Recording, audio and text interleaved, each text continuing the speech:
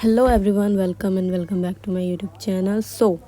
तो आज हम हिंदी साहित्य आदिकाल और मध्यकाल का जो हम पहले यूनिट 1 और यूनिट 2 कर चुके हैं, तो आज हम उसकी यूनिट 3 देखते हैं। जो यूनिट 3 में भक्ति काल, जिसको पूर्व मध्यकाल भी कहा जाता है, भक्ति आंदोलन और उसका अखिल भारतीय स्वरूप, भक्ति साहित्य की दार्शनिक पृष्ठभूमि, भक्ति काल की धाराएँ जो है निर्गुण धारा, जिसमें ज्ञानाश्रय शाखा, प्रेम मार्गी सूफी शाखा, सगुण धारा, राम भक्ति शाखा और कृष्ण भक्ति शाखा। तो आज हम इस यूनिट में ये सब चीज़ें कवर करेंगे। तो आई होप आप इस वीडियो को लास्ट तक देखें, जिससे कि आपको ये सारी चीज़ें क्लियर हो जाएंगी। तो आइए हम भक्ति काल देखते हैं।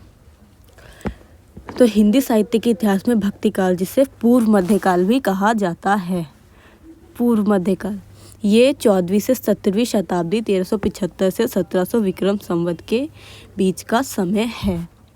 इस अवधि को हिंदी साहित्य का स्वर्ण युग माना जाता है, जिसमें भक्ति आंदोलन के प्रभाव से साहित्य में भक्ति भावना की प्रधानता रही। तो हम भक्ति काल को हिंदी साहित्य का स्वर्ण युग कहते हैं। भक्ति काल की प्रमुख विशेषताएं हैं भक्ति आंदोलन का प्रभाव। इस काल में भक्ति आंदोलन ने समाज में व्याप्त जाति पाति, ऊंच नीच और धार्मिक आडंबरों का विरोध किया। संत कवियों ने भक्ति को मोक्ष का सरल मार्ग बताया और समाज में समरसता का संदेश दिया। एंड सेकंड वन है साहित्यिक प्रवृत्तियाँ।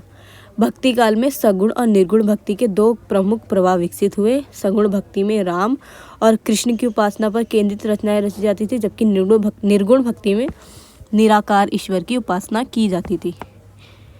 और उसके बाद है सगुण भक्ति।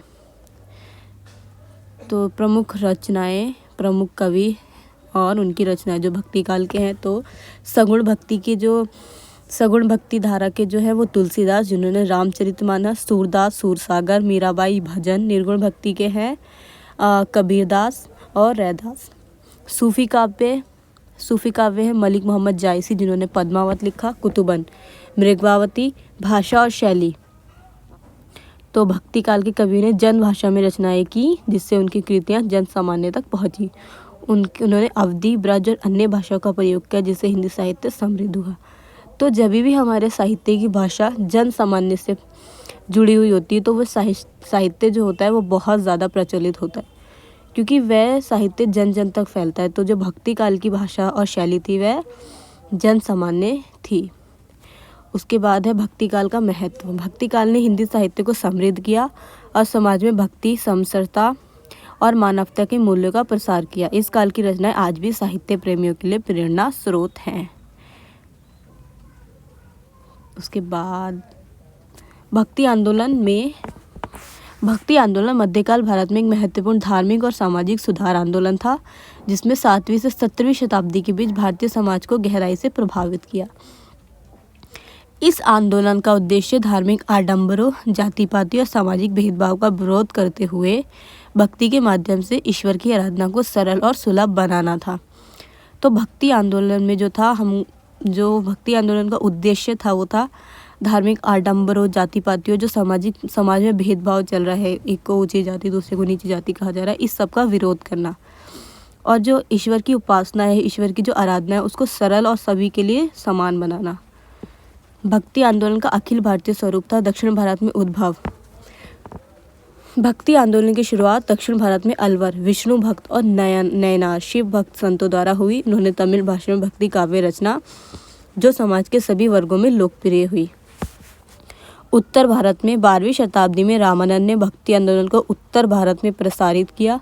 उनके शिष्यों में कबीर, रैदास और अन्य संत शामिल थे, जिन्होंने स्थायी भाषाओं में रचनाएं की और भक्ति के संदेश को जन जन तक पहुंचाया। उसके बाद है पूर्वी भारत में प्रभाव। चैतन्य महाप्रभु ने बंगाल और उड़ीसा में कृष्ण भक्ति का प्रसार किया, जिससे वैष्णव भक्ति परंपरा का विकास हुआ। पश्चिम भारत में प्रसार जो हुआ वो महाराष्ट्र में संत ज्ञानेश्वर, नामवर, तुकाराम और एकनाथ ने मराठी भाषा में भक्ति साहित्य रचा, जिससे वरकरी संप्रदाय का उदय हुआ। तो ये आप देख सकते हैं कि कहाँ कहाँ कैसे कैसे हुआ। उसके बाद भक्ति आंदोलन की विशेषताएं देखते हैं। तो इसमें थी सामाजिक समरसता। भक्ति संतों ने जाति पाति और धार्मिक भेदभाव का विरोध करते हुए समानता और भाईचारे का संदेश दिया। दूसरा था भाषाई विविधता। संतों ने संस्कृत के बजाय स्थानीय भाषाओं की में रचनाएं की, जिससे उनका संदेश व्यापक जन समुदाय तक पहुंचा।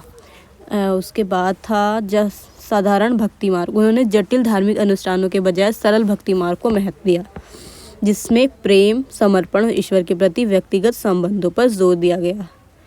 और संगीत और काव्य का उपयोग। भक्ति संतों ने अपने संदेश के प्रसार के लिए संगीत और काव्य का व्यापक उपयोग किया, जिससे उनकी शिक्षाएं लोगों के हृदय तक पहुंची।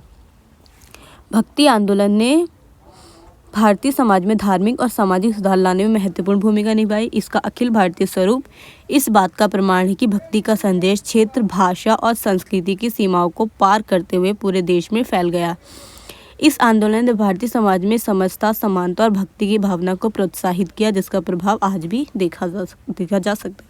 तो जैसे जैसे पता चले, भक्ति आंदोलन का जो मेन महत्वपूर्ण उसका कदम था, उसका जो उद्देश्य था, वो यही था कि जाति पाति को ख़त्म करना और समाज में समानता, समता को लाना। उसके बाद है भक्ति साहित्य की दार्शनिक पृष्ठभूमि। तो जो भक्ति साहित्य की दार्शनिक पृष्ठभूमि भारतीय दर्शन की विभिन्न धाराओं से प्रेरित रही है, जो भक्ति के माध्यम से ईश्वर के प्रति प्रेम और समर्पण की भावना को व्यक्त करती है। जो प्रमुख दार्शनिक परिप्रेक्ष्य हैं वो है, पहला है अद्वैतवाद, दूसरा है विशिष्ट द्वैतवाद। तो इसको कहते हैं इंग्लिश में नॉन ड्यूअलिज्म। आचार्य शंकराचार्य द्वारा प्रतिपादित अद्वैतवाद के अनुसार ब्रह्म और आत्मा एक ही है, भेद केवल भ्रांति है। इस दृष्टिकोण से साहित्य में ईश्वर और आत्मा के बीच अद्वितीय संबंध को अभिव्यक्ति मिलती है। दूसरा है क्वालिफाइड नॉन ड्यूअलिज्म, जिसको विशिष्टता द्वैतवाद कहते हैं। इसे रामानुजाचार्य के विशिष्ट द्वैतवाद के अनुसार ब्रह्म, आत्मा और जगत तीनों वास्तविक हैं, लेकिन ब्रह्म में आत्मा और जगत का समावेश है। इस सिद्धांत ने भक्ति साहित्य में ईश्वर के साथ जीवात्म के संबंध को विशेष रूप से परिभाषित किया है। उसके बाद है शुद्ध द्वैतवाद, प्योर नॉन ड्यूअलिज्म। तो इसको वल्लभाचार्य ने शुद्ध द्वैतवाद के अनुसार ब्रह्म की ही वास्तविक है और सृष्टि उसकी माया है। इस साहित्य ने भक्ति साहित्य में ईश्वर की सर्वोच्चता और उसकी माया के माध्यम से सृष्टि के अस्तित्व को दर्शाया है। सिद्ध और नाथ पंथ। सिद्ध और नाथ की जो साधना पद्धति भक्ति साहित्य के महत्वपूर्ण स्थान रखती है। इन पंथों के योग और तंत्र साधना ने भक्ति साहित्य में आत्मा की मुक्ति और ईश्वर के साथ एकत्व की अवधारणाओं को समृद्ध किया है। इन दार्शनिक परिप्रेक्ष्यों ने भक्ति साहित्य में गहरे आध्यात्मिक और दार्शनिक आयाम प्रदान किए, जिससे ये न केवल धार्मिक आस्था बल्कि जीवन के उद्देश्य के अर्थ को भी प्रत्यक्षीकरण बन गया। उसके बाद है भक्तिकाल की धाराएं। तो भक्तिकाल जो 1375-1700 ईस्वी तक चला, हिंदी साहित्य का स्वर्णिम युग माना जाता है, जिसमें भक्ति के माध्यम से ईश्वर के प्रति प्रेम और समर्पण की भावना को व्यक्त किया गया है। ये बिल्कुल इजी भाषा लिखी हुई है। आई होप आपको एकदम क्लियर हो रही होगी। इस काल में भक्ति साहित्य को ही प्रमुख धाराएं विकसित हुई। पहली जो धारा थी वह है सगुण भक्ति और दूसरी थी निर्गुण। तो सगुण भक्ति धारा, इस धारा में ईश्वर को साकार रूपों की पूजा और भक्ति पर जोर दिया गया है। ये धारा दो प्रमुख शाखाओं में विभाजित है, राम भक्ति शाखा और दूसरी कृष्ण भक्ति शाखा। इस शाखा में जो राम भक्ति शाखा है, इस शाखा में भगवान राम की उपासना की गई है। तुलसी की रामचरितमानस इस शाखा की प्रमुख रचना है। अन्य महत्वपूर्ण कवि जो है इसमें वह अग्रदास, नाभादास और प्राणचंद चौहान है। और कृष्ण भक्ति शाखा, इस शाखा में भगवान कृष्ण की उपासना की गई है। सूरदास की सूर सागर इस शाखा की प्रमुख रचना है। अन्य महत्वपूर्ण कवि मीराबाई, रसखान, नंददास और हरिदास हैं। उसके बाद निर्गुण भक्ति धारा, वो थी सगुण। तो इस धारा में निराकार और सर्वव्यापी ईश्वर की उपासना की गई है। इस धारा दो प्रमुख विभागों या शाखाओं में विभाजित है।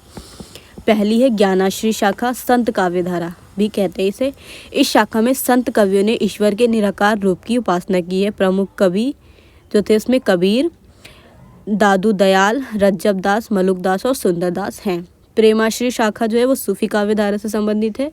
इस शाखा में सूफी संतों ने ईश्वर के प्रेम में रचनाएं की है। प्रमुख कवि मलिक मोहम्मद जायसी जिन्होंने पद्मावत लिखी, कुतुबुन, मुल्ला दाऊद, मंजन उस्मान और नूर मोहम्मद हैं।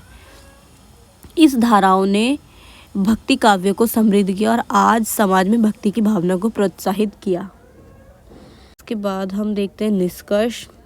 तो भक्ति काव्य हिंदी साहित्य का स्वर्णिम युग माना जाता है, जिसमें भक्ति आंदोलन के माध्यम से समाज में धार्मिक और सामाजिक जागरूकता का प्रसार हुआ।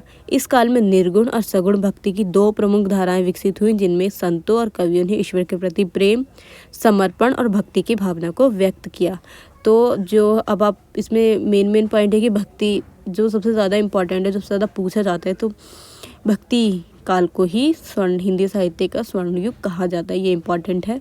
और स्वर्ण युग और ये भक्ति काल दो प्रमुख धाराओं में विकसित हुआ, पहला था निर्गुण और दूसरा था सगुण। तो आप ये याद रखना, आप इस पूरी वीडियो को ध्यान से देखिएगा तो आपको समझ आएगा। अगर आप ये आई होप आपको ये वीडियो अच्छी लगी होगी। अगर आपको ये वीडियो अच्छी लगी तो please do like, share and subscribe, and thanks for watching guys. Bye bye.